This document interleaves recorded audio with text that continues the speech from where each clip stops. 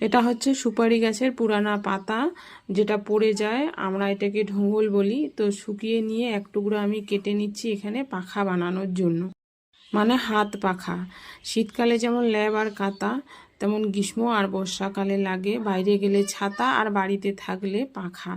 তো আগে এই পাখাগুলোর ব্যবহার হয়েছিল, আর আমাদের বাড়িতেও আমিও বানিয়েছিলাম, কিন্তু এখন আর কারো বাড়িতে দেখতে পাই না, আর আমাদের বাড়িতেও কেউ বানায় না এগুলো। আগে আমরা মেয়েবেলায় জানো তো খুব সুন্দর সুন্দর রুল সুতো দিয়ে রিং বানিয়ে পাখা বানাইতাম।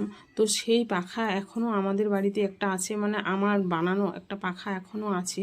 তো ঘরের ওই ট্রেঙের এক কোনায় পড়ে থাকে, আর প্লাস্টিকের পাখাগুলো তো ধুলা জমেই থাকে।